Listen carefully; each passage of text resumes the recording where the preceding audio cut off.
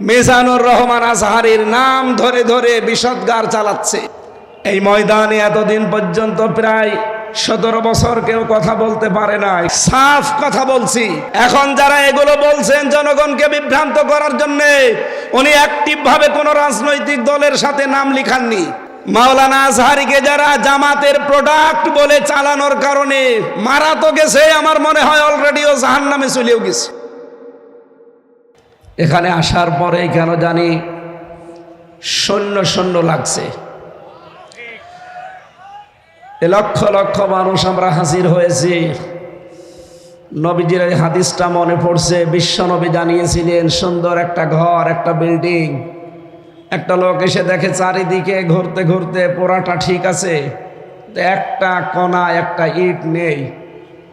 নবীজি বললেন, ওই ইটটা হচ্ছে আমি, আমাকে দিয়ে পুরা বিল্ডিংটা কমপ্লিট করা হয়েছে।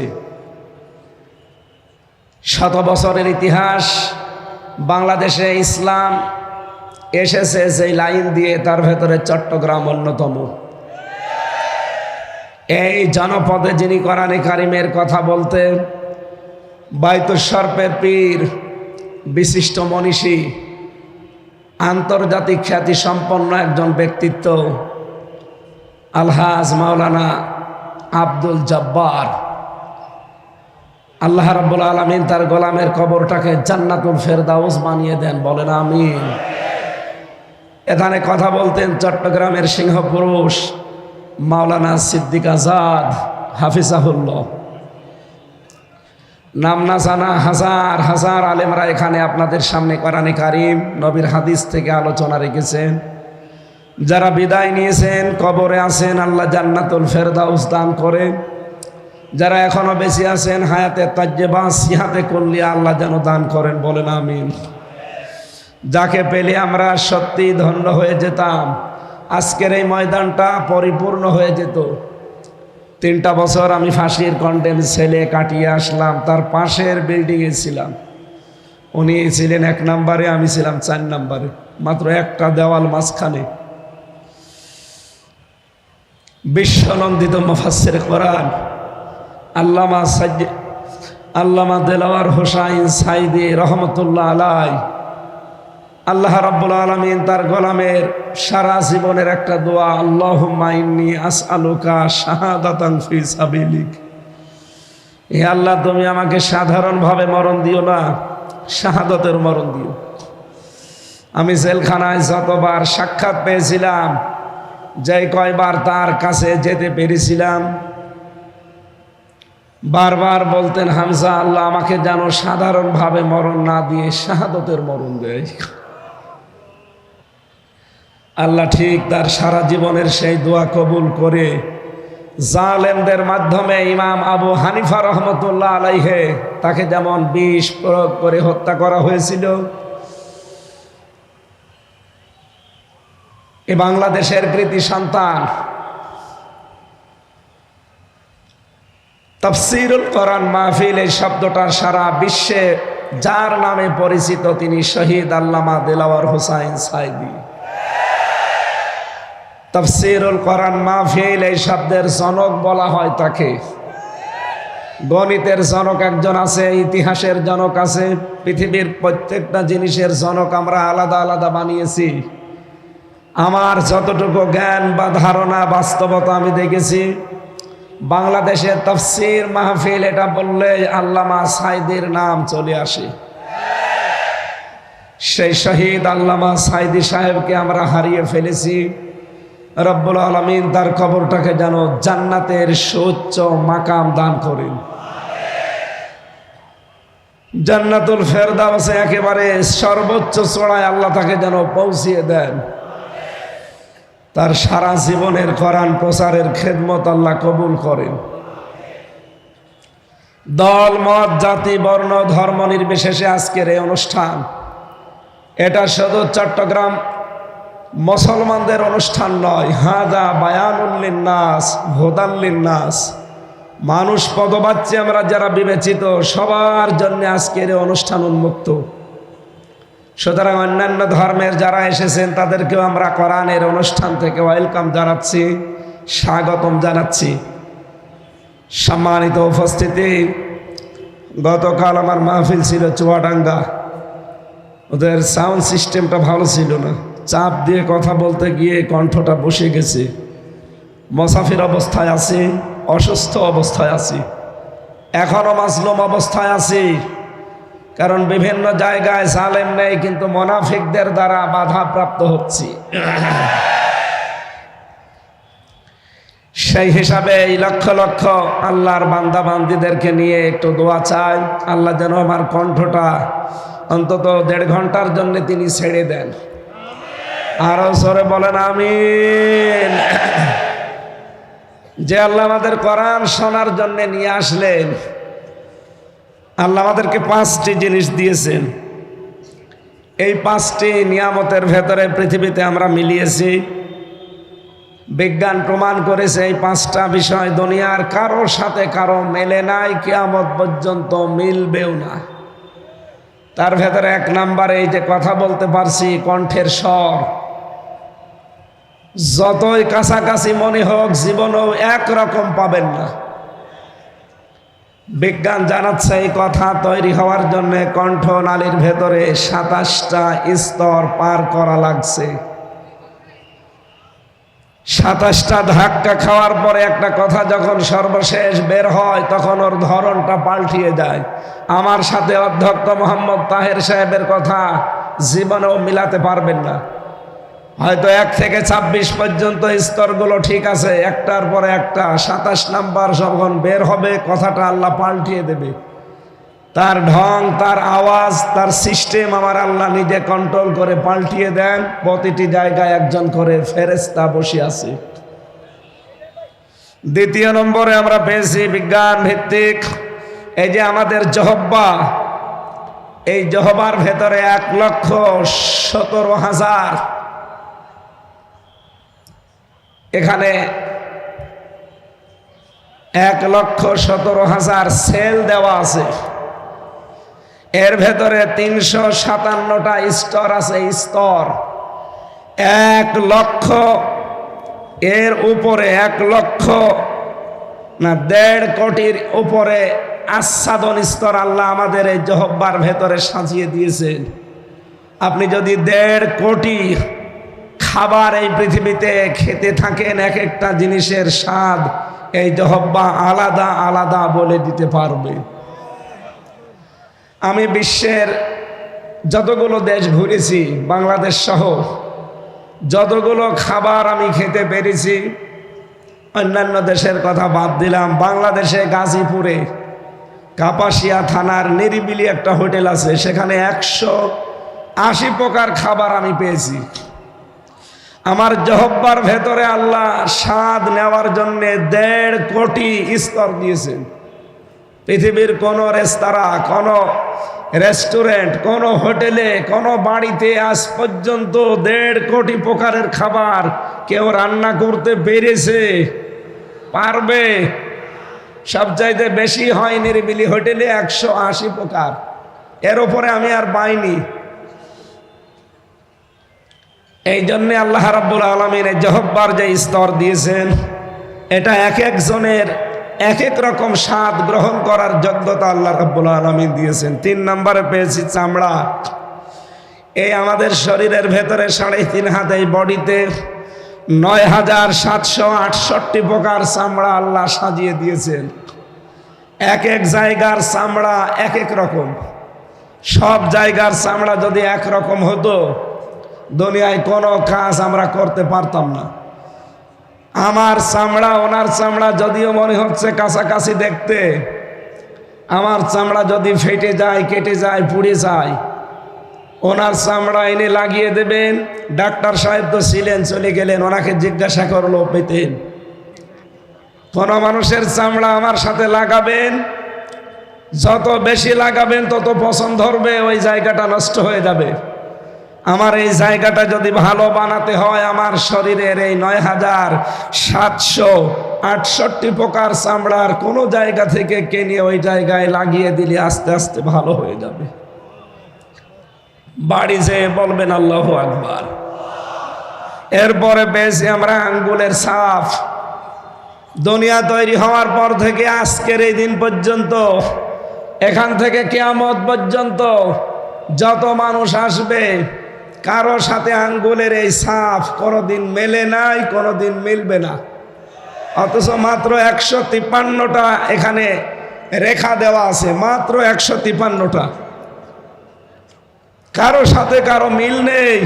যদি মিলে যেত, কত মানুষের জমি জায়গা যে উলট পালট হয়ে যেত, তার ইয়ত্ত ছিল না। এরপরে আমরা পেয়েছি 5 নম্বরে মানুষের চোখ। এই চোখের ভেতরে 1,70,000 রগ আছে, মণি আছে, কর্নিয়া আছে, লেন্স আছে, লেস আছে, ইকুয়াল আছে, ডিপ ইকুয়াল আছে। এগুলোর এক এক মানুষকে আল্লাহ এক এক রকম ভাবে দিয়েছেন। কিয়ামত পর্যন্ত কারো চোখের এই স্তরগুলো, এই মণিগুলো একজনের সাথে আর একজন কিয়ামতের আগ পর্যন্ত মেলা সম্ভব না। যে আল্লাহ আমাদেরকে এগুলো দিয়েছেন, এই ময়দানে এতদিন পর্যন্ত প্রায় 17 বছর কেউ কথা বলতে পারে নাই, কোরআনের কথা হোক, বাইরের কথা হোক। অদৃশ্য শক্তি, বিশেষ করে এই জালেমরা আমাদের কণ্ঠকে রোধ করে রেখেছিল। 27টা স্তর পার করে যে আল্লাহ আমাদের কথা বলার যোগ্যতা দিয়েছেন, খলাকাল ইনসান আল্লামাহুল বায়ান। আল্লাহ বলেন, আমি মানুষ বানিয়েছি, আমি কথা বলা শিখিয়েছি। সুতরাং আমরা যারা কথা বলতে পারছি, যে আল্লাহ 5টা নিয়ামত আমাদেরকে আলাদাভাবে দিয়েছেন, সে আল্লাহর জন্য পড়ছে আলহামদুলিল্লাহ। মাথার ভেতরে বিজ্ঞান প্রমাণ করছে, আমি যা বলছি স্তরগুলো আপনি মিলাবেন, এই মাথার ভেতরে পুরাটাই 7টা জিনিস আল্লাহ এর ভেতরে ঢুকিয়ে রেখেছেন। ফ্রন্টাল লব আছে, এখানে প্যারাইটাল লব আছে, টেম্পোরাল লব আছে, অক্সিপিটাল লব আছে, মোটর কর্টেক্স আছে, সেন্সরি কর্টেক্স আছে, বাক শক্তি আছে। এর এক একটার ভেতরে 6টা করে জিনিস ঢোকানো আছে। কেউ ব্যথা অনুভব করে, কেউ সুখ পায়, কেউ শান্তি পায়, কেউ দুঃখ লাগলে টের পায়, কেউ আনন্দ পেলে টের পায়। এরকম 70,000 জিনিস আমাদের এই মাথার ভেতর থেকে ওরা শরীর আল্লাহ কন্ট্রোল করার জন্য দিয়ে রেখেছেন। 70,000 তার বলা হয়, যেগুলোকে সূক্ষ্ম সূক্ষ্ম তার দিয়ে। বিজ্ঞান জানিয়েছেন, একটা তার যদি অকেজে হয়ে যায়, আপনি পাগল হয়ে যাবেন, নিজের পায়খানা নিজে খাবেন। সুতরাং যে আল্লাহ এখনো পর্যন্ত আমাদের সবগুলো অর্গান ঠিক রেখে সুস্থ রাখলেন, জবান খুলে তার জন্য বলেন আলহামদুলিল্লাহ। নবীজির হাদিস পড়েছিলাম আমরা, তিরমিজি শরীফে নবীজি বলেন, মানিত্তাবাআল হুদা বিগাইরিল কোরআন আদাল্লাহুল্লাহ। পৃথিবীতে যেই লোকটা আল্লাহর পাঠানো এই আখেরি কালাম কোরআনে কারিম বাদ দিয়ে কোন জায়গায় হেদায়েত পাওয়ার জন্য ছুটে যাবে, তার নিয়ত যদি ভালোও থাকে, আল্লাহ নিজে দায়িত্ব নিয়ে তাকে গোমরা বানিয়ে দেবে। চট্টগ্রামবাসী শব্দের দিকে খেয়াল করলে আমরা দেখি, নবীজি যদি দল্লা ইয়াদিল্লু দিতেন, সোলাসি মুজাররদ থেকে যদি এ শব্দটা আসতো, বাংলা অর্থ দাঁড়াতো আপনি নিজেই নিজেকে খারাপ বানিয়ে ফেলেছেন। কিন্তু আদাল্লা ইউদিল্লু বাবে ইফআল থেকে আসার কারণে বাংলা অর্থ দাঁড়িয়েছে, আপনার হয়তো নিয়ত ভালো ছিল, এমন কোন জায়গায় গিয়েছিলেন ভালো হওয়ার নিয়তে, কিন্তু সেখানে কোরআনে কারিম ছিল না, কোরআনের কর্মসূচি ছিল না। এই জন্য আল্লাহ নিজে রাগ করে আপনাকে দায়িত্ব নিয়ে আরো গোমরা বানিয়ে দেবেন। বলেন নাউজুবিল্লাহ। কথাটা ওজন কত আপনি এখনো টের পাননি। ও চট্টগ্রামবাসী, খুব খেয়াল করে হাদিসের দিকে মনোনিবেশ করেন। নবীজির কথা ছিল আদাল্লাহুল্লাহ, আল্লাহ নিজে দায়িত্ব নিয়ে তাকে গোমরা বানিয়ে দেবে। যেহেতু হেদায়েত আমি নিজের হাতে করে এখানে নিয়ে আসি নাই, আর এটা আল্লাহ কারো হাতে দেয়নি, কিয়ামত পর্যন্ত কারো হাতে আল্লাহ দেবেও না। কোরআনে কারীম জানিয়েছে লাইসা আলাইকা হুদাহুম ওয়ালাকিন্নাল্লাহা ইয়াহদি মাইয়াশা। সূরা বাকারা 3 নম্বর পারার ভেতরে আছে 5 নম্বর পৃষ্ঠার 5 নম্বর লাইনের 272 নম্বর আয়াতের প্রথম অংশে আছে। আয়াতের তাফসির আমি প্রায় 12 থেকে 13টা তাফসির মিলিয়ে দেখেছি। সব মুফাসসির আয়াতের ব্যাপারে বক্তব্য একই দিয়েছেন।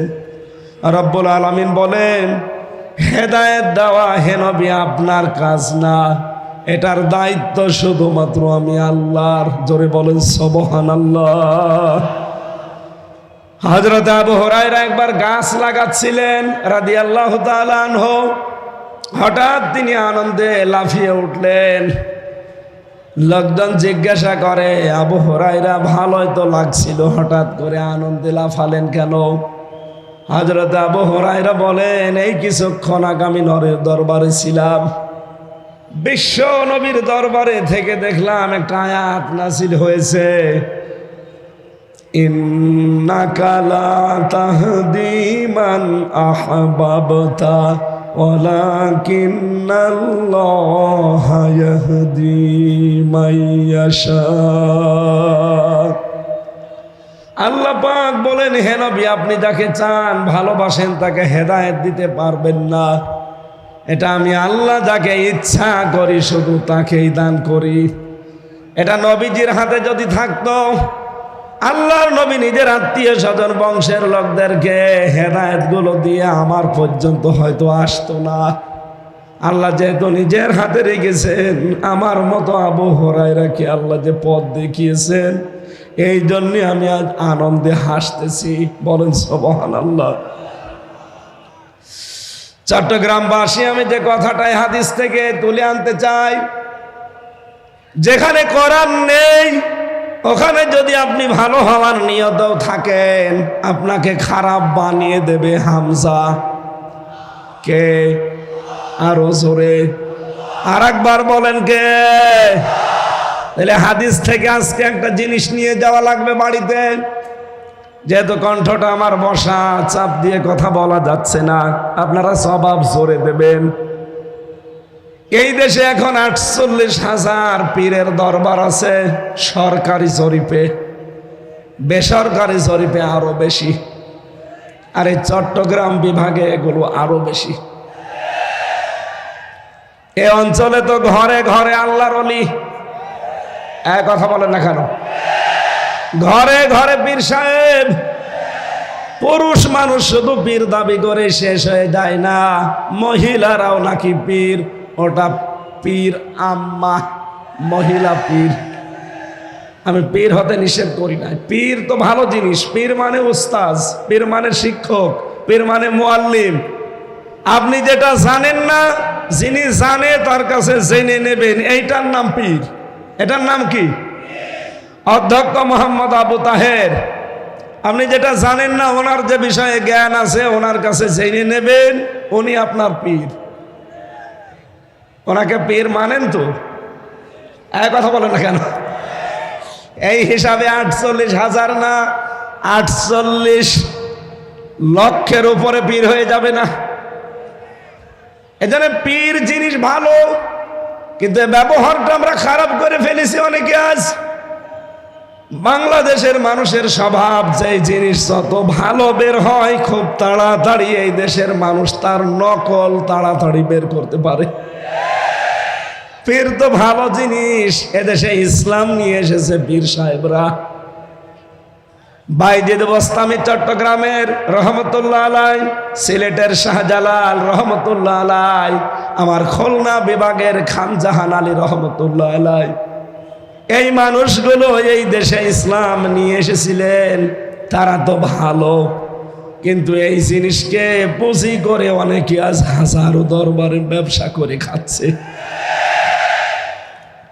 এই জন্য ওই সমস্ত দরবারে গেলে, বিশেষ করে চট্টগ্রামের বায়তুল শরফ মরহুম মাওলানা আব্দুল জব্বার রহমতুল্লাহ আলাইহি, আমি তার জীবনী পড়েছি। ওই সমস্ত সময় তাদের দরবারে আসলে তারা কোরআন তুলে দিত। আল্লাহর এই কোরআন পড়েন, বসেন, আল্লাহকে পেয়ে যাবেন। কিন্তু আমরা আশ্চর্যের সাথে লক্ষ্য করে দেখছি, এই 48,000 দরবারের পরবর্তীতে যারা এ দরবারগুলো এখন দায়িত্ব পেয়েছে, তাদের বংশধর, তাদের সন্তানাদিরা এখনো অনেকে আর কোরআনের উপরে নেই। হাদিস ছিল কি, কোরআন যেখানে নেই ওখানে যদি আপনি ভালো হওয়ার নিয়তেও যান, আপনাকে খারাপ বানাবে কে? এই জন্য এই সমস্ত দরবারগুলোতে মানুষ কিন্তু ভালো হওয়ার নিয়তে আমরা যাই, কিন্তু অধিকাংশ জায়গায় দেখি ভালো হওয়ার পরিবর্তে মানুষ আরো খারাপ হয়ে যায়। আমি নাম ধরে বলছি আপনাকে সরাসরি জানার জন্যে। এই বাংলাদেশে হাজার হাজার দরবারের ভেতরে অন্যতম একটা দরবার রাজার কুতুববাগ। এই কথা বলেন না কেন? দেওয়ানবাগ। ওদিকে ফরিদপুরের আটরশি, সুরেশ্বরী, চন্দ্রপাড়া, আমার কুষ্টিয়ার লালনের মাজার,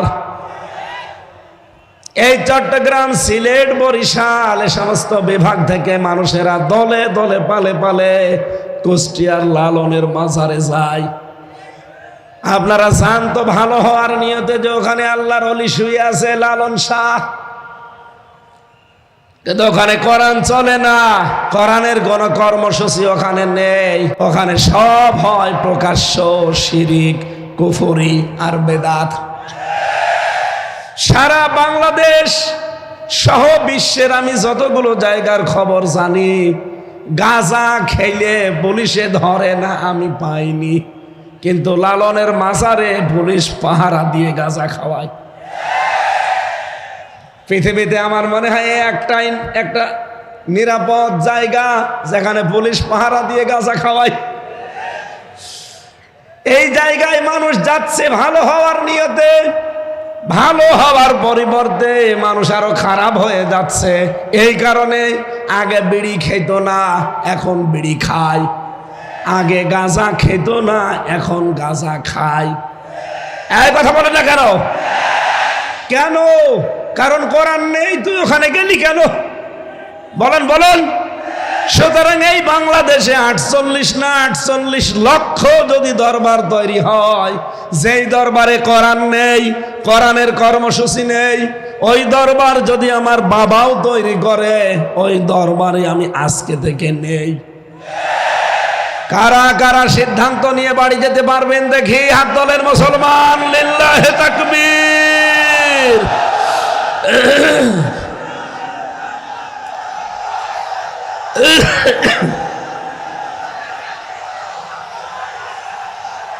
আলহামদুলিল্লাহ।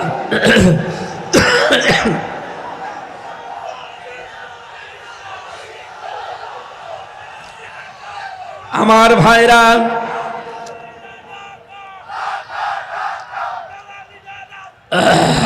বসে। আমি যে কথাটা বললাম, এটা যদি সত্যিই মেনে নিতে পারেন, শুধুমাত্র এই কয়জন আমার সামনে না, এটা রেকর্ড হচ্ছে, তামাম দুনিয়ার বাংলা ভাষাভাষী মানুষ যারা আছে সবাই শুনছে। এমনকি জেলখানার ভেতরে আমি 3টা বছর দেখেছিলাম, বড় বড় তাফসির মাহফিলগুলো বাংলাদেশে যেখানে অনুষ্ঠিত হতো, এগুলোর ভেতরে টিভির পর্দা দেওয়া আছে। অনেক কারারক্ষীর মাধ্যমে এই মেমোরি কার্ডে ওয়াজ, তাফসির এগুলো ভরে মানুষকে দেওয়া হতো, ওরা শুনতো। তার মানে কাল এই মাহফিলটা চট্টগ্রামের নামে বাংলার বিভিন্ন জেলখানায় আসামিরা শুনতে পাবে। বহু মানুষ ওর ভেতরেও বিভ্রান্ত হয়। আমি একটা উদাহরণ বলছি। আমার সাথে জেলখানায় ছিল একজন, 25 বছর। চিত্রনায়ক সোহেল চৌধুরী হত্যা মামলার আসামি মামুন। আমরা 2:30-3টায় উঠতাম জিকির করার জন্যে, তাহাজ্জুদ পড়ার জন্যে। দেখতাম ওই ভাই 3টার দিকে উঠে জোরে জোরে জিকির করতেছে। কোন জাতের জিকির না, বানানো জিকির। কি জিকির? উনি জিকির করছে ইয়া রাসূলুল্লাহ, ইয়া রাসূলুল্লাহ। কি গো? মাওলানা মামুনুল হক আর আমি এক জায়গায় ছিলাম, নামাজ ভুল হয়েছে তোর জিকিরের ঠেলায়। একদিন ডাক দিয়ে বললাম যে ভাই কি করেন? হুজুর জিকির করি। কিসের জিকির? রসুলের এশকে। ও, আপনি ইয়া রাসূলুল্লাহ, ইয়া রাসূলুল্লাহ জিকির পেয়েছেন কোথায়? বলছে আমার এই জেলখানায়, আমার রুমে একজন সবুজ পাগড়ি মাথায় দেওয়া মাইজ ভান্ডারী বাবার মুরিদ এসেছিল।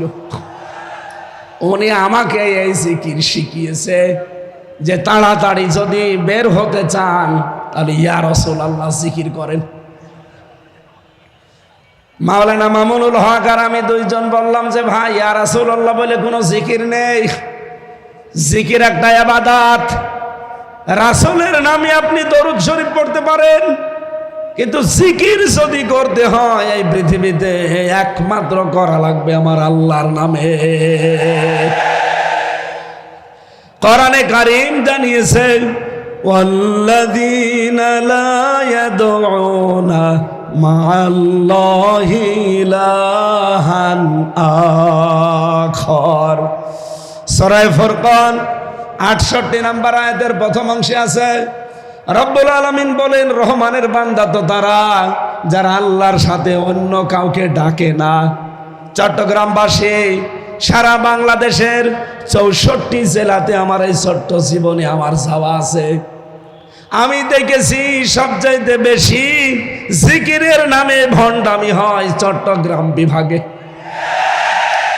জিকির একটা ইবাদত, এইটা নিয়ে পাগলামি শুরু হয়েছে। আপনি আল্লাহ বাদে কারো নামে জিকির করতে পারবেন না। এই কথা বলেন না কেন? এই যে ফেনী, কুমিল্লা, ব্রাহ্মণবাড়িয়া কোন বিভাগে?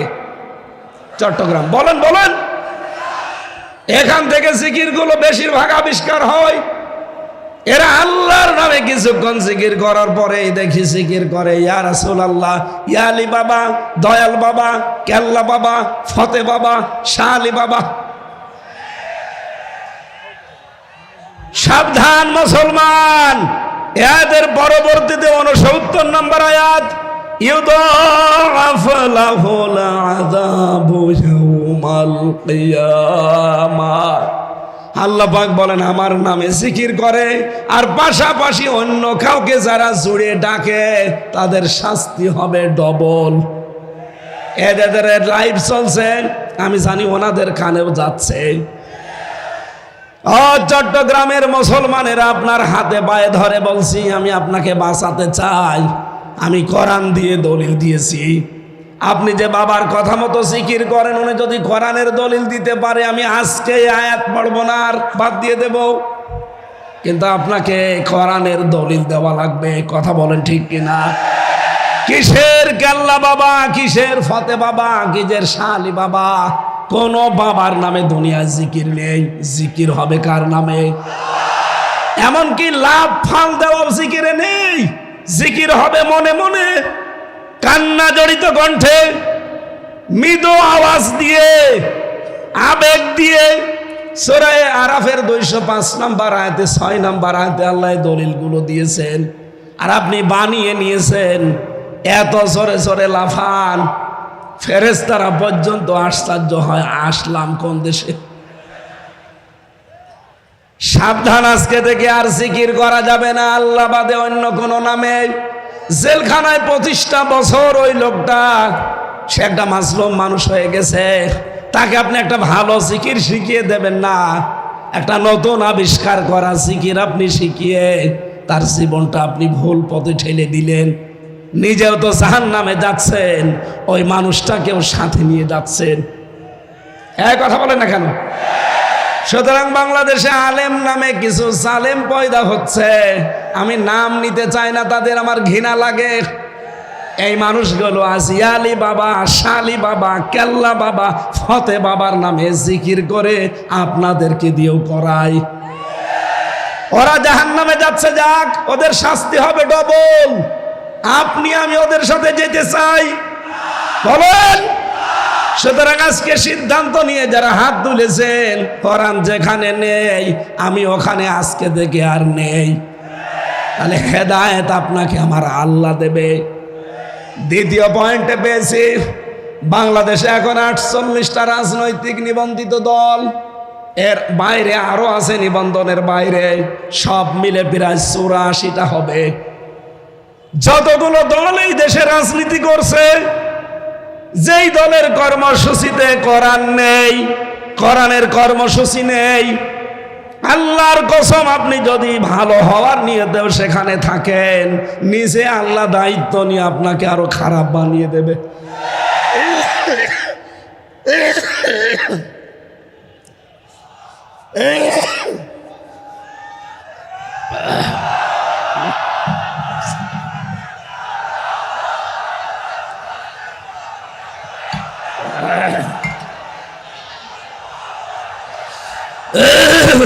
ঠিক আছে, বীর চারতলাবাসী, আজকে থেকে এখনই সিদ্ধান্ত পরিবর্তন করা লাগবে। আমি আমার বাবার কথা বলছি না, আল্লাহর কসম আমি আমার ঈমান থেকে কথা বলছি। সুতরাং এই দেশে যেই রাজনৈতিক দলের কর্মসূচিতে কোরআন নেই, ওখানে যদি আমার বাবাও দলের প্রতিষ্ঠাতা হয়, আমি ওখানে যদি যাই আমাকে খারাপ বানিয়ে দেবে কে?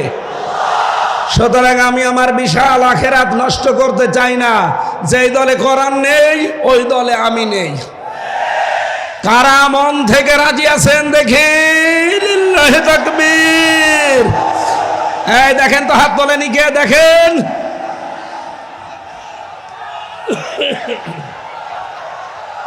আলহামদুলিল্লাহ, মাহফিল সাকসেস। বসেন, আমি তো বসতে আড়াতে বলি না, বসেন। আলহামদুলিল্লাহ, মাহফিল সাকসেস। আর ওয়াজ লাগবে না, এবার মোনাজাত করে দি। আবার কি ওয়াজ করব? যেই দরবারে কোরআন নেই, যেই দলে কোরআন নেই, এগুলো বাদ দিলে বাংলাদেশে একামতে দিন ছাড়া আর কিছু থাকে না। কথা বলেন না কেন? দল মত নির্বিশেষে হাদিসের এই উপরে আমল করার তৌফিক কামনা করছি, আল্লাহ যেন দান করেন। বলেন আমিন। আমার আজকের আলোচনার বিষয়, না আমি চালাবো তো অবশ্যই, আমি এমনি বললাম। আমার কণ্ঠটা শুধু মানে সাপোর্ট দিচ্ছে না তাই। আসলে কালকে চুয়াডাঙ্গা জেলা তো গরিব জেলা, ওদের মাইক ওই রকম বাদাম বেচা মাইক, ওরা আমার কণ্ঠটা নষ্ট করে দিয়েছে। ও জেলায় আর যাওয়া যাবে না। শ্বশুর বাড়ি আমার ওই জেলায়, আমার বাবারও শ্বশুর বাড়ি, আমারও শ্বশুর বাড়ি, এই জন্য বেশি বদনাম আর করা যাচ্ছে না। কিন্তু আমার বাবার শালারা, আমার শালারা আমার কণ্ঠটা কালকে ওরা নষ্ট করে দিয়েছে। আমি এত আশা নিয়েছিলাম যে আজকে চট্টগ্রামের এই ঐতিহাসিক প্যারেড ময়দানে একটা নতুন বিষয়ের ওপরে আলোচনা করব আপনাদের সামনে, কিন্তু কণ্ঠ সাপোর্ট করছে না। জোরে কথা বললে এই যে স্তরগুলো ভেঙে যাচ্ছে। কয়টা স্তর পার করে কথা হয়? একটু মাঝে মাঝে ঝামেলা হলে আপনারা কিছু মনে করেন না, আসলে সাপোর্ট দিচ্ছে না। 3টা বছরে জালেমরা এমন কোনো টর্চার করে নাই, ফাঁসির ওই কন্ডেম ছেলে আমরা 11 ঘন্টা টাঙিয়ে মাজায় দড়ি দিয়ে পিটিয়েছে। খাবার দাবার তো দিতই না, ওই যেন মরে না যায় তাই, যোগাযোগ বিচ্ছিন্ন। আমার দিকে সিসি ক্যামেরা তাক করা, কেউ যেন আমার সাথে কথাও না বলে। আর দায়িত্বে দিতেও আমার কারারক্ষী যারা, দেবদুলাল, সুব্রত বালা, কাঞ্চন কুমার, অসিত রায়, তো সব আল্লাহর ওলি। এর কাছে আলেমি কি আর জালেমি কি? ওর কাছে যে 2-1টা কোরআন হাদিসের কথা বলবো, ও তো আল্লাহকে বিশ্বাস করে না।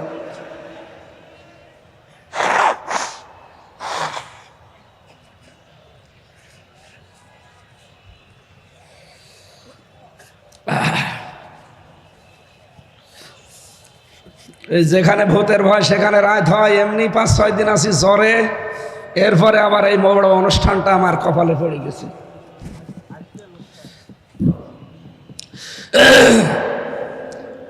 আমি এক কথায় জবাব দিলাম না, মাহফিল যা বলার হয়ে গেছে। কিন্তু আপনারা যদি এই দুইটা কথা ঠিক রাখতে পারেন, আল্লাহর কসম এদেশে ইসলাম সামনে আমাদের চোখে আমরা দেখতে পাচ্ছি।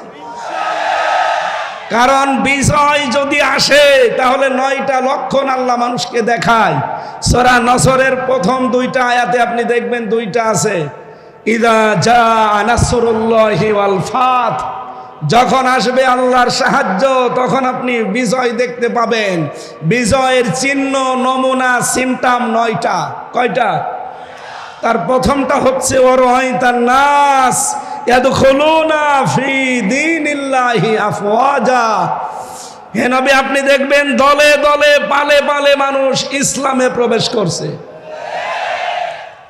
আপনি 2024 সালের আগস্টের 5 তারিখের আগ পর্যন্ত জরিপগুলো দেখবেন, বাংলাদেশ সহ ইন্টারন্যাশনাল যত জরিপ আছে এগুলোর খোঁজ খবর রাখা লাগবে আমাদের চোখ কান খোলা রেখে। এর আগের জরিপ আমি দেখেছিলাম, মাত্র 100 জনের 15 জন মানুষ চাইতো এদেশে ইসলাম কায়েম হোক। মাত্র 100 জনের 15 জন, তার ভেতরে হয়তো একজন আলহাজ শাহজাহান চৌধুরী আছে। এই 100 জনের 15 জনের ভেতরে উনি একজন। অথচ এই 5.5 মাসের ব্যবধানে ভয়েস অফ আমেরিকা, মাইক্রোসফট, আমেরিকার গোয়েন্দা সংস্থা 3 দিন আগের রিপোর্ট, ওরা বাংলাদেশ সহ বিশ্বের যতগুলো দেশ নিয়ে রিপোর্ট করে, ওরা তো আর আমাদের মামাতো ভাই খালাতো ভাই না। এই কথা বলেন না কেন? কোরআনের বর্ণনা, লাতাজিদান্না আশাদ্দান্নাস আদাওয়াতাল লিল্লাযিনা আমানুল ইয়াহুদা ওয়াল্লাযিনা আশরাকু। হে নবী, আপনি মুসলমানদের চরম এবং পরম শত্রু, দুশ্মন হিসাবে 2টা জাতিকে দুনিয়ায় দেখবেন, জঘন্যতম দুশ্মন। একটা হচ্ছে ইহুদি আর একটা মুশরিক। ইহুদি তো আছেই, মুশরিক বলতে এখানে খ্রিস্টানরাও, কারণ তারা 3 খোদায় বিশ্বাসী। পৃথিবীতে শুধু মুসলিম বাদ দিয়ে 4,500 ধর্মের লোক আছে, সবাই প্রকারান্তে মুশরিক। এই কথা বলেন না কেন? সেই হিসাবে তারা যেহেতু মুশরিক, ওরা কখনো মুসলমানের কোনো উপকার হোক এমন খবর প্রকাশ করা ওদের দ্বারা সম্ভব না। কিন্তু সত্যটা প্রকাশ করে দিয়েছে। আমেরিকার গোয়েন্দা সংস্থা জানিয়েছে বাংলাদেশে 3য় একটা ইসলামপন্থী শক্তির উত্থান হতে যাচ্ছে। এই দেশে এখন 100 জনের 58 জন মানুষ চাচ্ছে যে দেশে ইসলাম কায়েম হোক।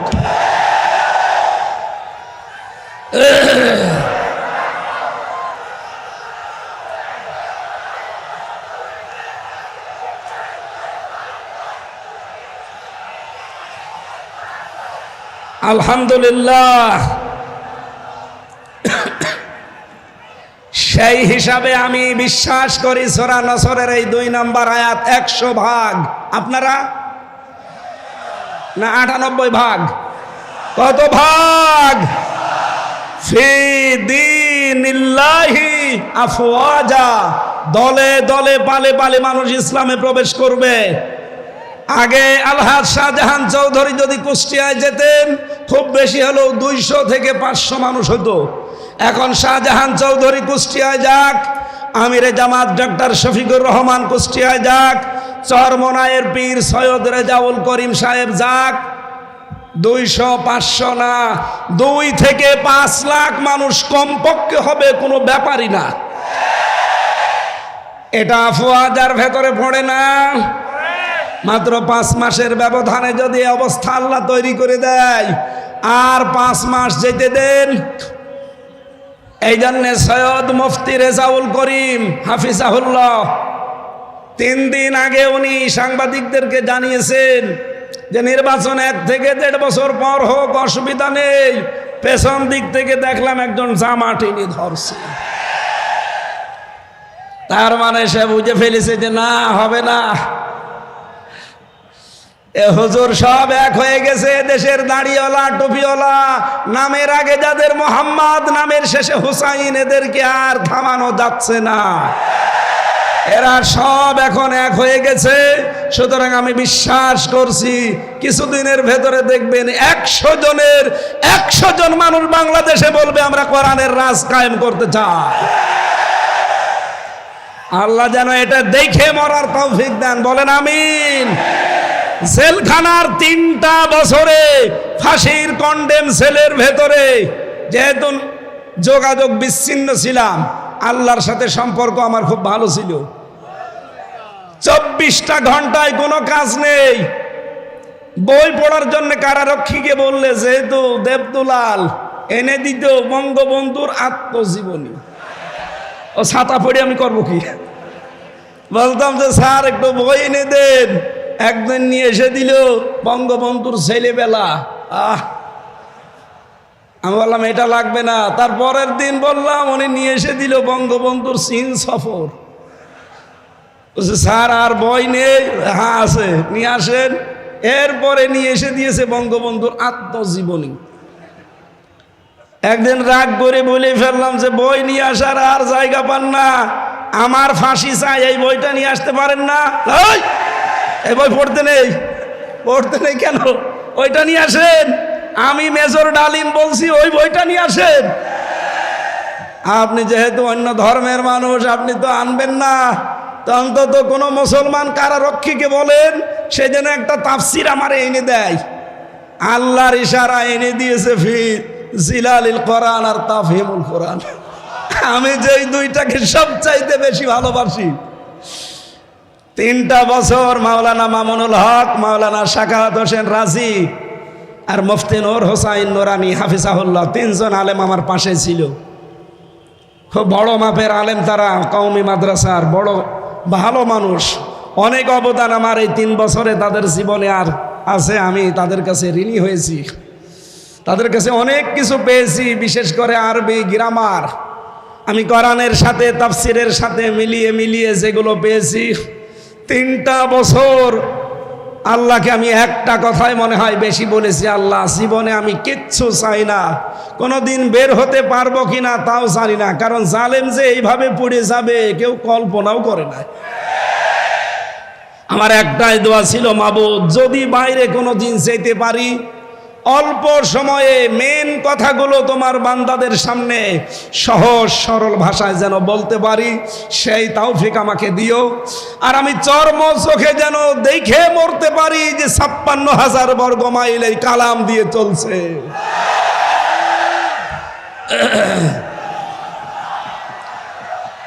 আলহামদুলিল্লাহ।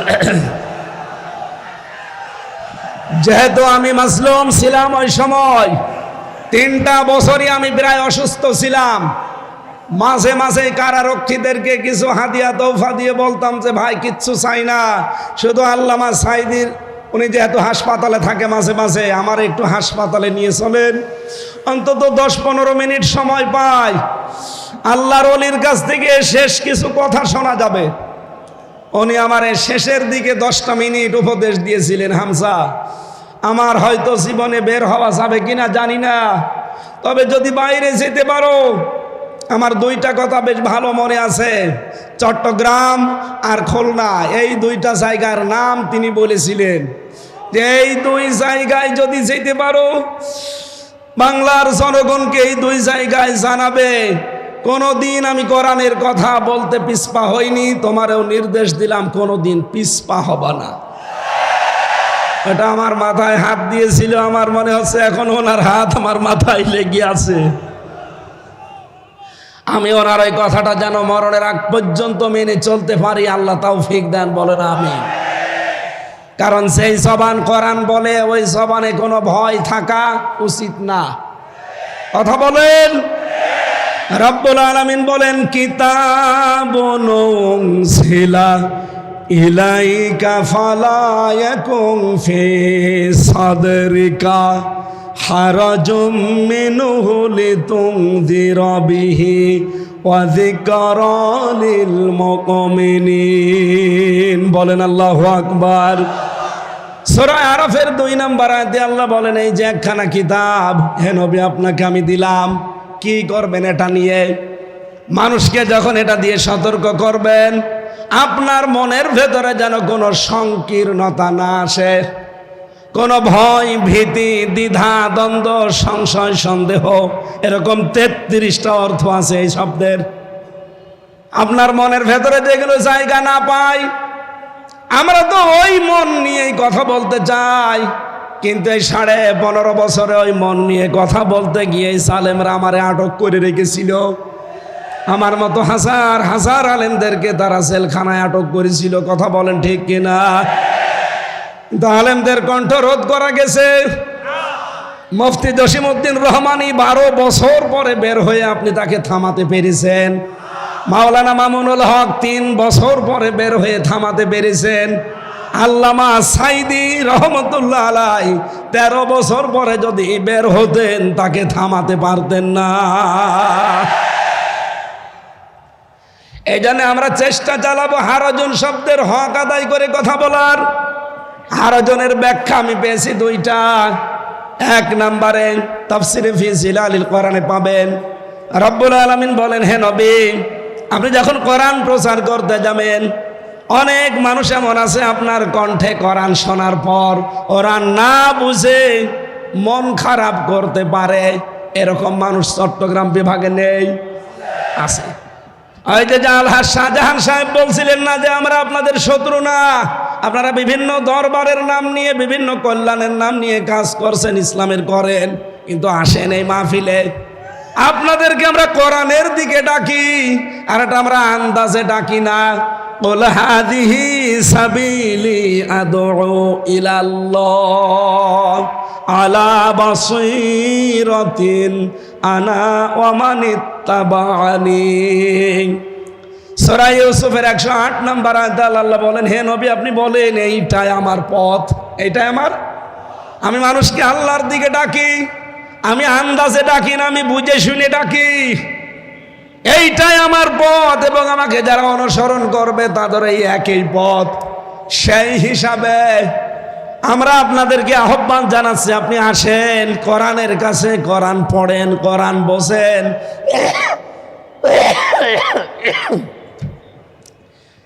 কিন্তু হারজন শব্দের ব্যাখ্যাটা মিলে যায়।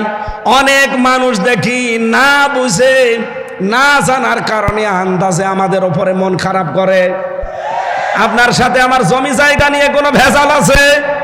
টাকা পয়সা নিয়ে ভেজাল আছে? বলেন বলেন।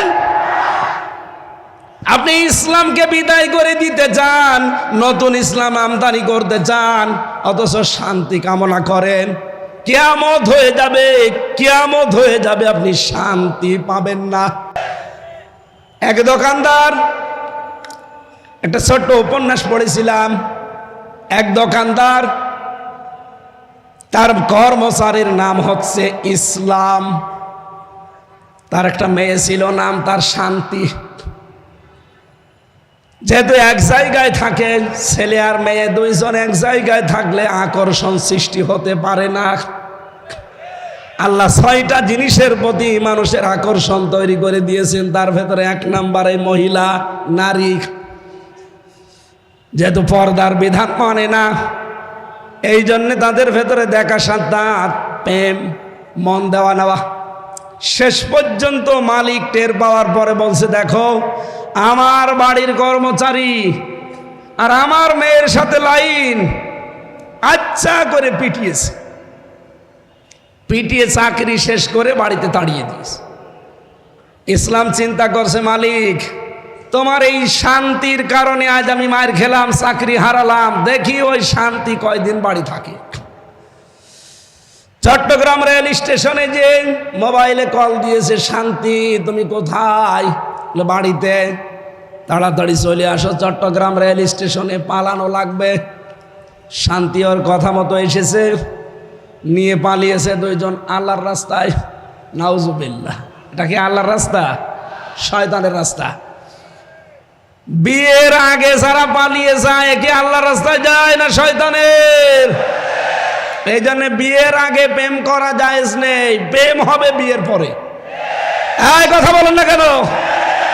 বিয়ের পরে যদি সত্যি আপনি প্রেম করতে পারেন, এই যে মোতাহার ভাই আজ 16 বছর পরে ঠাকুরগাঁও বাড়ি, আমার সাথে জেলে ছিল বিডিআর, 16 বছর পরে বের হয়েছে, মাত্র 14 দিনের স্ত্রী রেখে। বিয়ের পরে মাত্র 14 দিন সংসার করে জেলে গিয়েছিল, 16 বছর জেল খাটার পরে কয়েকদিন আগে বের হয়েছে, এসে দেখে বউ এখনো যায়নি, ওই অবস্থায় আছে। ওনার প্রেম হয়েছিল বিয়ের আগে না, বিয়ের পরে। এখন সাংবাদিকরা বলছে আপনি যে বিয়ে করেছিলেন কিভাবে, যে বৃত্তান্ত আসার সময় আমি শুনছিলাম। এই জন্য বিয়ের আগে যারা প্রেম করে ওদের 100 জনের 98 সংসার টেকে না। এই কথা বলেন না কেন? বিয়ের পরে যাদের প্রেম হয় ওদের 100 জনের 98টা সংসারই টিকে যায়। এর দৃষ্টান্ত এই যে মোতাহার আলী বিডিআর ভাই, পালিয়েছে 2 জন। সকালবেলা দেখে মেয়ে বাড়ি নেই, শান্তি। দোকান খোলা বাদ দিয়ে রাস্তায় চিল্লাচ্ছে, আমার শান্তি গেল কোথায়, আমার শান্তি গেল কোথায়। এলাকার লোকজন বলছে কি হয়েছে, বলে আমার শান্তিকে খুঁজে পাওয়া যাচ্ছে না। লোকজন বলে আপনি চিল্লাচ্ছেন, দাঁড়ান, শান্তি খোঁজ করার আগে বলেন আপনার বাড়ির কর্মচারী সেই ইসলাম কোথায়। ওকে গতকাল আমি পিটিয়ে বের করে দিয়েছি, বিদায় করে দিয়েছি। লোকজন বলে আপনি কি পাগল না মাথা খারাপ?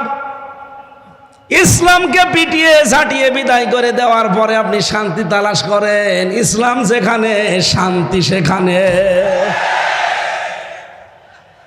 আজ আপনি ইসলাম যেটা আসল ওইটা বাদ দিয়ে নতুন ইসলাম আমদানি করে বিভিন্ন দরবার কায়েমের মাধ্যমে চালিয়ে যাচ্ছেন। যখন তাফসির করা হয় ওইগুলো টেকে না, তখন আপনার মন খারাপ হয়। এই কথা বলুন, আপনি শান্তি দিতে পারবেন না, আরো অশান্তির দাবানল ওখানে জ্বলবে। হারজনের দ্বিতীয় ব্যাখ্যা পেয়েছি।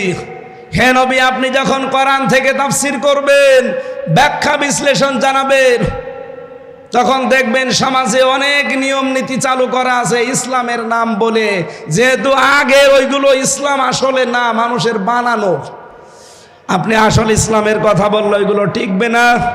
যারা ওইগুলো নিয়ে এতদিন আবহমান কাল ধরে বিভিন্ন নাম দিয়ে ব্যবসা করে খাচ্ছে, তারা আপনার উপরে রাগ করবে, আপনার হাদিয়া তওফা নজর নিয়াজ তখন ওরা বন্ধ করে দেবে। আমাদের সারা দেশে এখন একই অবস্থা। কথা বলেন ঠিক কিনা?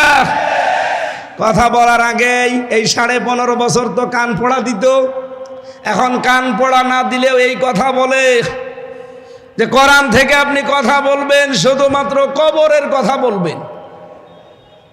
আরে ভাই, আপনি যে কবরের কথা বলার জন্য আমার কানের কাছে মুখ নিয়ে বলেন, কবরে তো সর্বপ্রথম শুরু হবে 3টা রাজনীতি।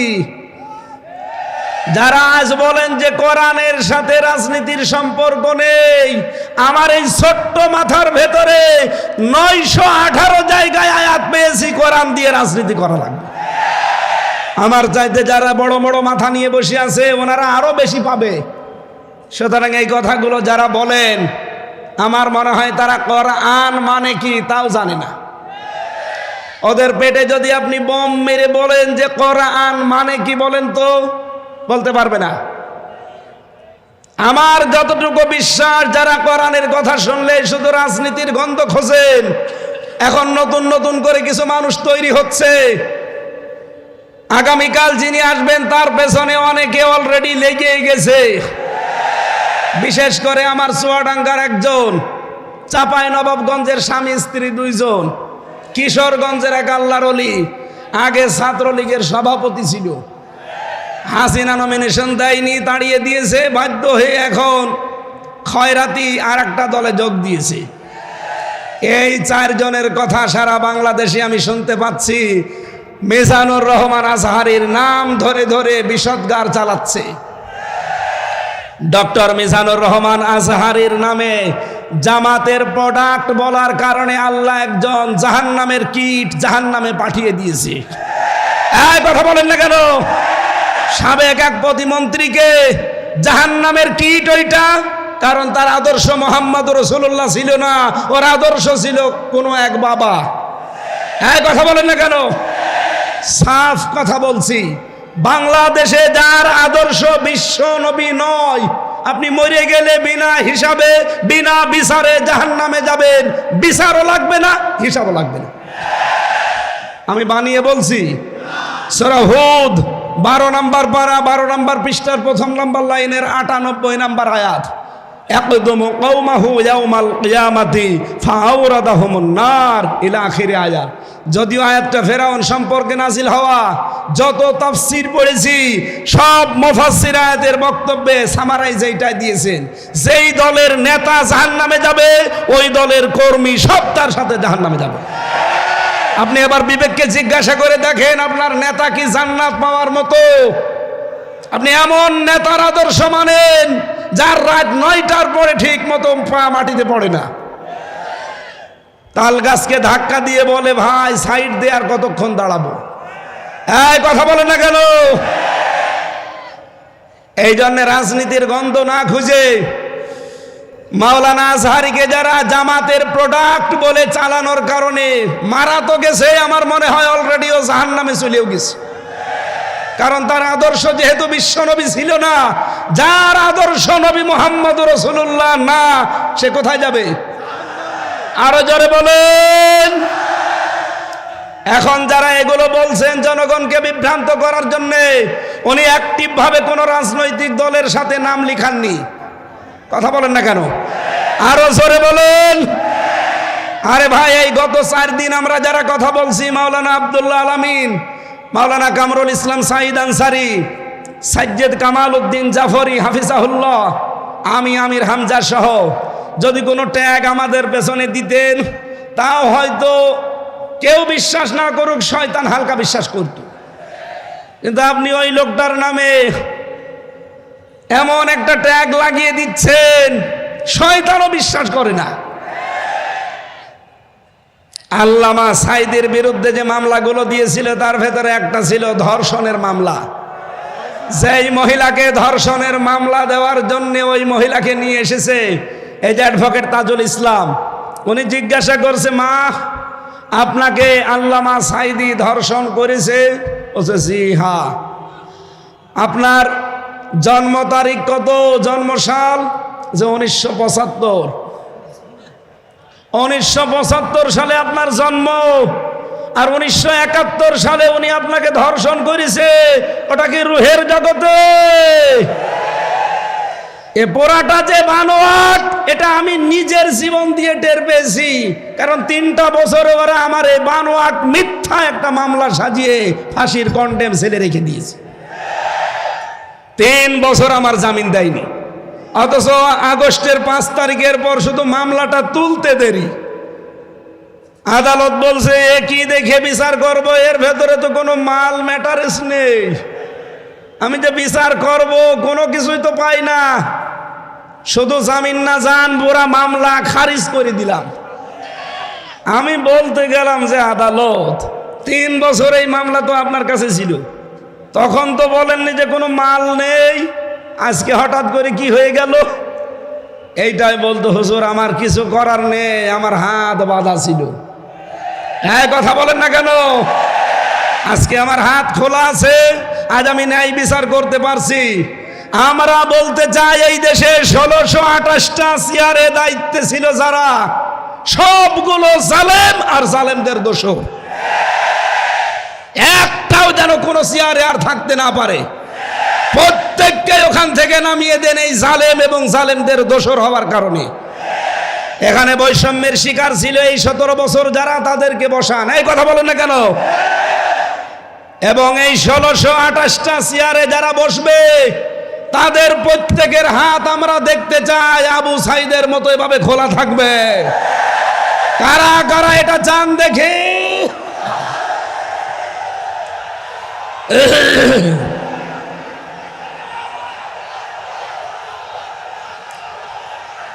আলহামদুলিল্লাহ।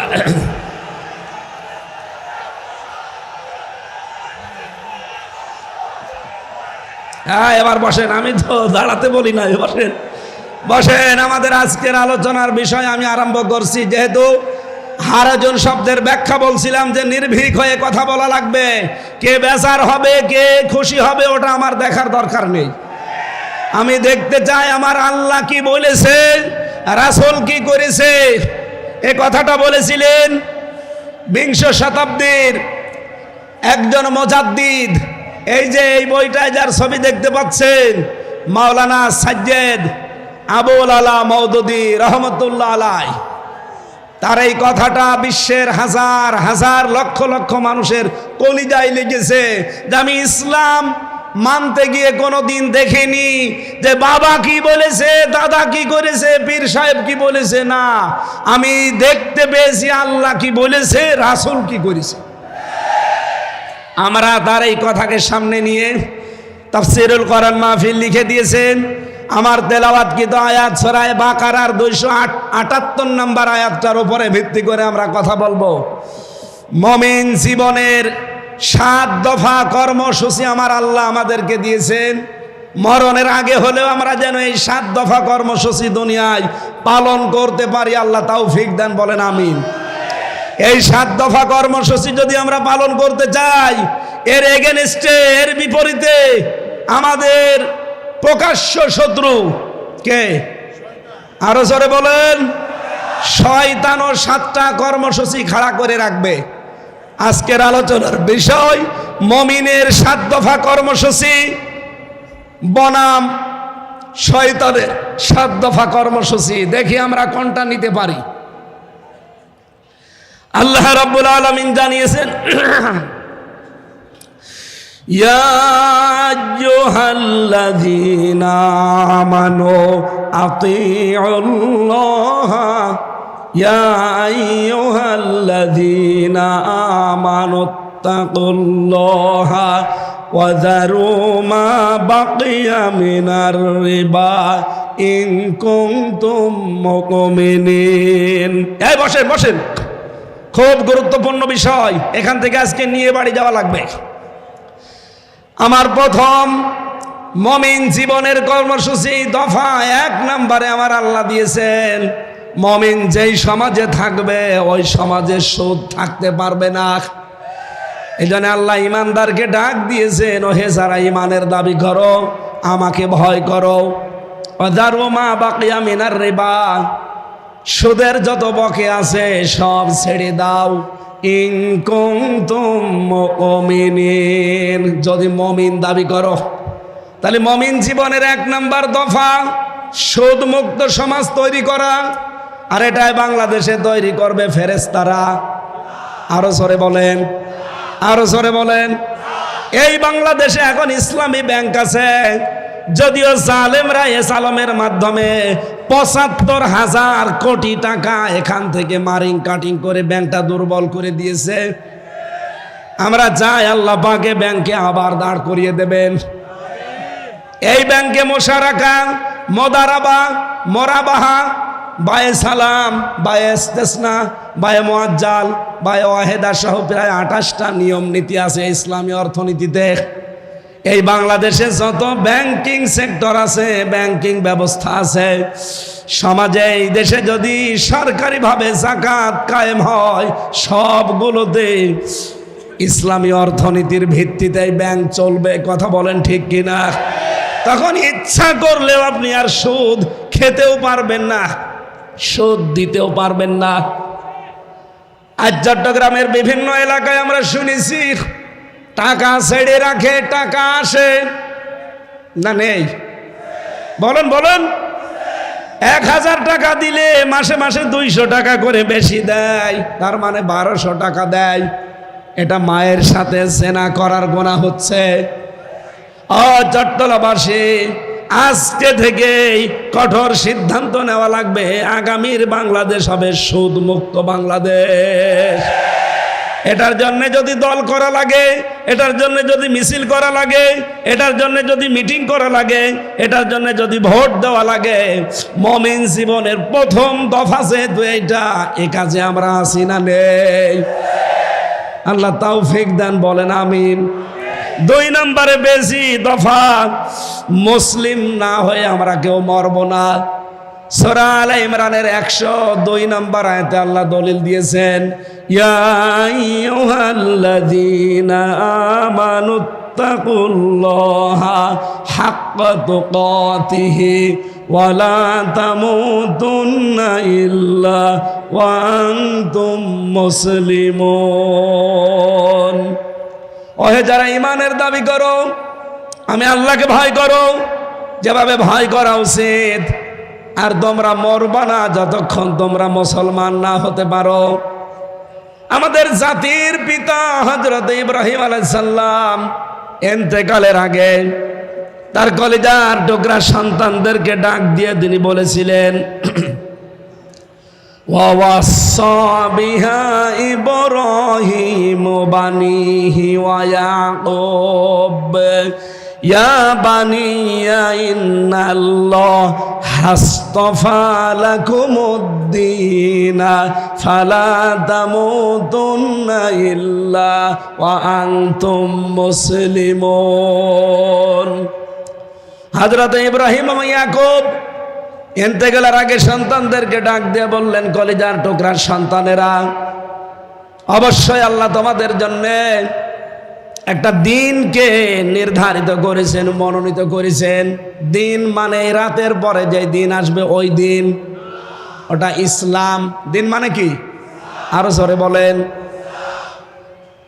ওই দিন তোমরা দুনিয়াতে মেনে চলবা, ফালা তামুতুন্না, আর মরবা না, ইল্লা ওয়া আনতুম মুসলিমুন, যতদিন মুসলমান না হতে পারো। এজন্য মুমিন জীবনের দ্বিতীয় দফা হবে মুসলিম না হয়ে আমরা মরব না। আল্লামা সাইদি রহমতুল্লাহ আলাইহি সারা জীবন যদি নিজে কোরআন পড়তেন, একটা শত্রু বাংলাদেশে পেতেন না। সারা জীবন যদি কোরআন বুঝতেন, একটা শত্রু তার থাকতো না। সারা জীবন যদি কোরআনে কারিম মেনে চলতেন, একটা শত্রু তার বাংলাদেশে থাকতো না। তিনি যেই বলেছেন এই কোরআন আমি নিজে পড়বো, নিজে বুঝবো, নিজে মানবো, শুধু তা না, এটা আমি মানুষকে মানাতে চাই। এই কথা বলুন। তখনই তার শত্রু হয়ে গেছে চট্টগ্রামের আলেমদের আলেম, হাজার হাজার আলেমের উস্তাদ, হেফাজত ইসলাম বাংলাদেশের সাবেক আমির মরহুম আল্লামা শাহ আহমেদ শফি রহমতুল্লাহ আলাইহি যতদিন বলেছেন আমি কোরআন পড়বো, বুঝবো, নিজে মানবো, একটা শত্রুতার ছিল না, এদেশে অনেকে চিনতও না। যেই বলেছে না আমি এটা মানুষকে মানাতে চাই, তখনই তার নাম হয়ে গেছে তেতুল হুজুর। এই জন্য আমাদের এই দেশে আমি মুসলমান না হয়ে মরব না। এই কর্মসূচি হাতে নিলে অবশ্যই কিছুটা কিছু বাধা আসবে, সব বাধা আমি উতরিয়ে যাব, কারণ এটা আমার জীবনের দফা।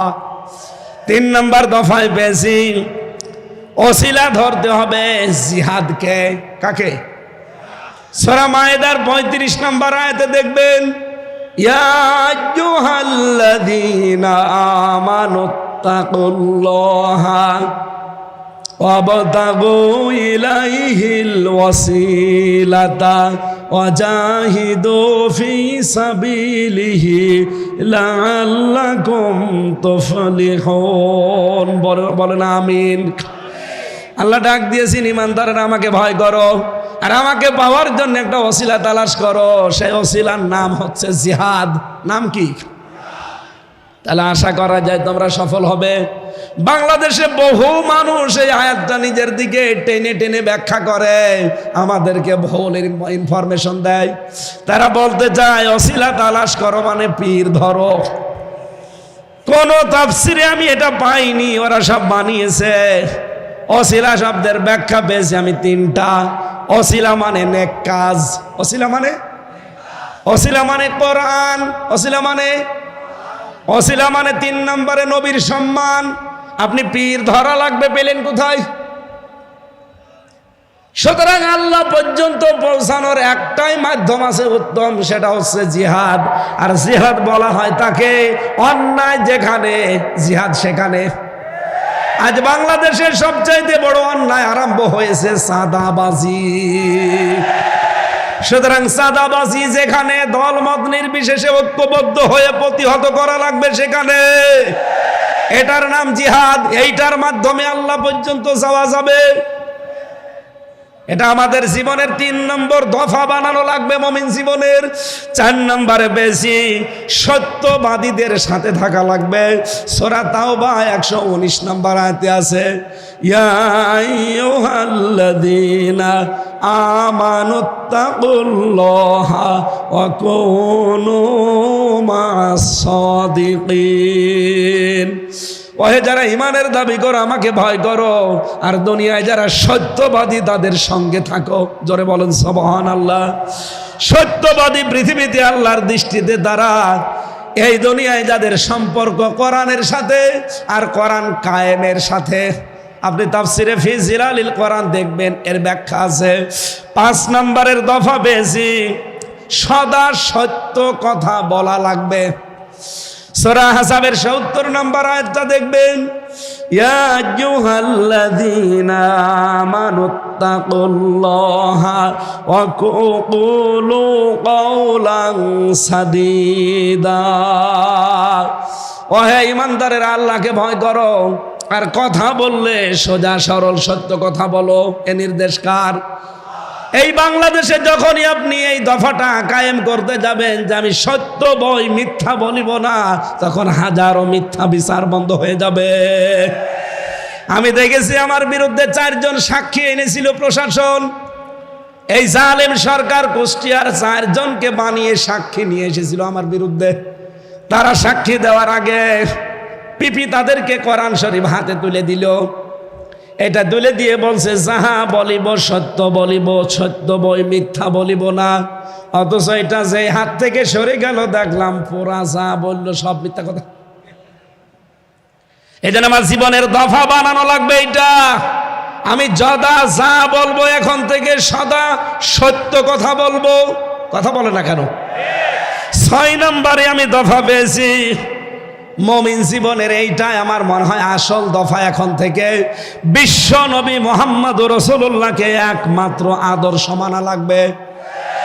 সূরা হাদীদের 28 নম্বর আয়াতটা আপনি তাফসীর খোলেন, ইয়া আইয়ুহাল্লাযীনা আমানুত্তাকুল্লাহা ওয়া আমিনু বিরাসূলিহি يؤتكم كفلين من رحمته ويجعل لكم نورا تمشون به ويغفر لكم الله غفور رحيم। ওহে যারা ইমানের দাবি করো আমাকে ভয় করো, ওয়া আমিনু বিরাসূলিহি, আর আমার রাসূলের উপরে ঈমান আনো। আই আতিউল্লাহ আতিউর রাসূল। এখানে তাফসিরে হাক্কানির ভেতরে মুফাসসির লিখেছেন রাসূলের উপরে ঈমান আনা মানে তার আদর্শ মেনে চলা। আমি এজন্য আগেই বলেছি আপনাকে জীবনের দফা বানাবেন এইটা। যাদের জীবনে রাসূল ছাড়া অন্য কেউ আদর্শ, আপনি আজকে লিখে নিয়ে যেতে পারেন। মরণের পরে কবরে দিলে বিশ্ব নবীকে যখন দেখিয়ে বলবে মান হাজার রাজুল, আপনি বলবেন লা আদরি, আমি চিনি না। কিন্তু আমি বলতে পারবো হাদা নবিয়্যুনা মুহাম্মাদুর রাসূলুল্লাহ সাল্লাল্লাহু আলাইহি সাল্লাম, কারণ আমি এই জীবনে বিশ্ব নবী বাদ দিয়ে কাউকে আদর্শ মানি না। আমাদের সবার জীবনে 6 নাম্বার দফা এখন থেকে থাকার দরকার আছে না নেই? কারা নবী ছাড়া অন্য কাউকে আদর্শ মানেন না তারা হাত তোলেন। লিল্লাহি তাকবীর। আলহামদুলিল্লাহ।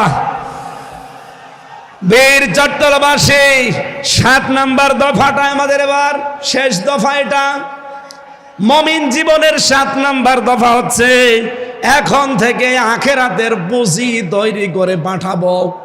সূরা হাশরের 18 নম্বর আয়াতে আমার আল্লাহ দলিল দিয়েছেন, ইয়া আইয়ুহাল্লাযীনা আমানুত্তাকুল্লাহা ওয়াল তানজুর নাফসুম মা কদ্দামাত লিগাদ ওয়াত্তাকুল্লাহ ইন্নাল্লাহা খাবীরুম বিমা তা'মালুন। ওহে যারা ঈমানের ভয় করো আমাকে ভয় করো। প্রতিটি ঈমানদারের উচিত আগামীকাল তার কি পুঁজি তৈরি হচ্ছে এটা চিন্তা ভাবনা করে দেখা।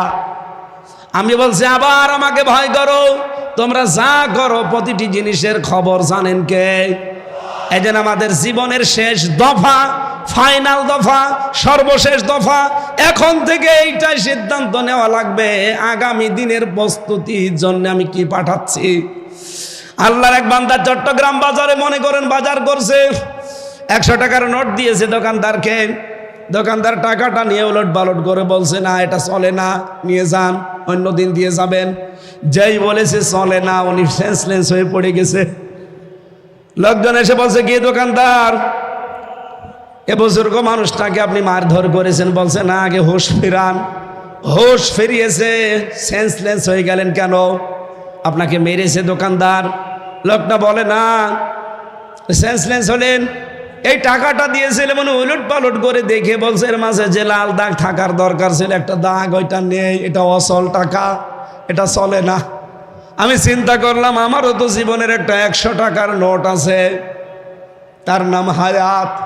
আমি যদি এখনই মারা যাই, কবরে আমাকে যদি আল্লাহ দিয়ে দেয়, জিজ্ঞাসা করে, বান্দা তোর যে জীবন নিয়ে আসলি এই জীবনটা অসল, এর ভেতরে শয়তানের যে 7 দফা ছিল প্রত্যেকটাই পাওয়া যাচ্ছে। শয়তানের 7 দফার প্রথম দফা, শয়তান চায় মানুষকে শিরকে নিমজ্জিত করতে। যখন পারে না, দ্বিতীয় দফায় যায় সে মানুষকে কুফরি করাতে। এটাও যখন পারে না, 3 নম্বরে তখন সে মানুষকে দিয়ে বেদাত করায়। আর বাংলাদেশে এটা সবচাইতে বেশি। 4 নম্বরে ও মানুষকে যখন আর পারে না বেদাত করাতে, তখন কবিরা গুনার দিকে নিয়ে যায়। এটাও যখন পারে না, যখন বারবার সগীরা গুনাহ করায়। এটাও যখন পারে না, তখন ভালো অপেক্ষা নিম্ন কাজ যেটা সেইটা করায়। এইটাও যখন পারে না, 7 নম্বরে তখন তাকে কষ্ট আর মুসিবতের ভেতরে ফেলে দেয়। কষ্ট মুসিবতের ভেতরে ফেলে দিয়ে তখন আল্লাহকেও ভুলিয়ে দেয়। মানুষ যখন কষ্ট মুসিবত বিপদের ভেতরে নিজের হাতে নিজে পড়ে যায়, কোনো বিপদ আপদ কিন্তু আল্লাহ মানুষের উপর দিতে চান না, সব আমাদের হাতের কামাই করা। যেই বিপদে পড়ে মুসিবতে পড়ে নিঃস্ব হতে থাকে গনার কাছে, আল্লাহ রাব্বুল আলামিন তখন তাকে আকাশের চাঁদ ও ঝলসনা রুটির মতো দেখায়। তখন তার ইমানই নষ্ট হয়ে যায়।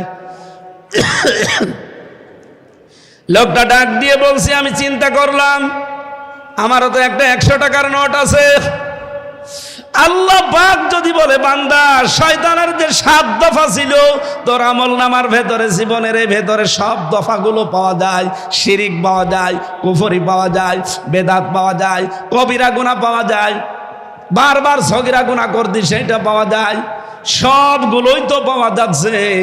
এই অসল আমল নামা দিয়ে আমার বানানো জান্নাত তোকে দেওয়া সম্ভব না। তখন আমার কি হবে এই চিন্তা করে আমি সেন্সলেস হয়ে গেছি। আমি যখন একা একা থাকি, মাঝে মাঝে আমার চিন্তা হয়, রব্বুল আলামিন যদি বলে, হামজা 2024 সালের ডিসেম্বর মাসের 31 তারিখ পর্যন্ত তোরে মাফ করে দিলাম, যা, তোর জবাব দেওয়া লাগবে না। তোর এই 33 জানুয়ারি মাসের 1 থেকে আজকে 29-30 তারিখ, এই 30টা দিনের হিসাব দিয়ে তুই জান্নাতে চলে যা। আমার মাঝে মাঝে চিন্তা হয় একা থাকলে যে আমার এই 30 দিনের হিসাব দেওয়াও সম্ভব না। আপনারা পারবেন? এই জন্য 7 নাম্বার দফাটা এখন থেকে আরম্ভ করেন। আখেরাতের জন্য কিছু পুঁজি তৈরি করে পাঠান। আমি সহ যারা এসেছি প্রত্যেককে আল্লাহ পাক এই 7টা দফা মেনে চলার তৌফিক দিন, বলেন আমিন। শয়তানের এই 7 দফায় ঝাঁটার বাড়ি দিয়ে আজকেই বিদায় নিতে পারি, আল্লাহ তৌফিক দেন, বলেন আমিন। আগামীকাল যেহেতু এর চাইতে আরো 10 গুণ মানুষ বেশি আসবেন আপনারা, আমি জানি। এক একজন অন্তত 4-5 জন করে নিয়ে আসবেন। ডক্টর মাওলানা মিজানুর রহমান আজহারি শ্রদ্ধাভাজন বড় ভাই আগামীকাল আসবেন। আমি আমার যতটুকু কণ্ঠ এবং স্বাস্থ্য দুইটাই আজকে শেষ, একটাও সাপোর্ট দিচ্ছে না, জোর করে আসলে হয় না। যতটুকু বলেছি এই গলার উপরে আর জীবনের উপরে জোর দিয়ে আল্লাহ আমাদেরকে মেনে চলার তৌফিক দিন। আগামীতে কোনো জায়গায় সুন্নতি ময়দানে আগামীতে এক জায়গায় আসবো ইনশাল্লাহ। এরপরে আরও বাঁশখালীতে আসার কথা আছে, যেখানে এখানে আসবো, কোরআন থেকে হাদিস থেকে কথা বলবো ইনশাআল্লাহ। আজকের মতো শেষ করছি, আমিন।